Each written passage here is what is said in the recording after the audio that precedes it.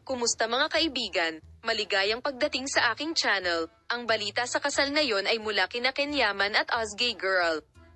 Nais kong ituro na huwag kalimutang i-like at ibahagi ang aming video at ibahagi ang iyong mga komento sa amin.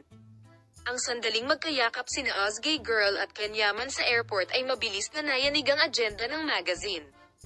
Ang mga sandali kung kailan nagsasama-sama ang mga sikat na aktor ay kadalasang nakakaakit ng malaking atensyon at sinusundan sila ng mga tagahanga. Ang intimate moments sa airport ay ikinatuwa ng mga tagahanga ng sikat na duo at ibinahagi sa social media. Si Ken Yaman at Ozgay Girl ay kilala bilang isang mag-asawa na kilala sa kanilang matagumpay na pagganap sa mga serye sa TV kung saan sila dating nagbida.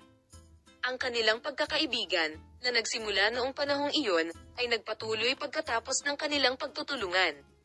At ito ang nagpapasaya sa mga tagahanga. Ang sandali ng pagyakap sa paliparan ay binigyang kahulugan bilang isang espesyal na sandali ng pagsasama para sa mag-asawa. Nabatid na nagpalipas ng oras ang dalawa sa set at napanatili ang malapit na pagkakaibigan. Bagamat mabilis na ibinabahagi ang mga panandaliang larawang ito sa social media, makikitang muli ang kagalakan ng mga tagahanga ng Ozgay Girl at Ken Yaman, ngunit ang katotohanan na ang mga sandaling ito ay malawak na sinasaklaw ng press at binabati ng mga tagahanga ng may matinding pananabik na nagdudulot ng matinding interes sa pribadong buhay ng parehong manlalaro. Si Ozgay Girl at Ken Yaman ay napakaingat na protektahan ang kanilang mga pribadong buhay sa harap ng itansyong ito. Iyon na ang katapusan ng balita na aming pinagsama-sama para sa iyo. Salamat sa panonood ng aking video.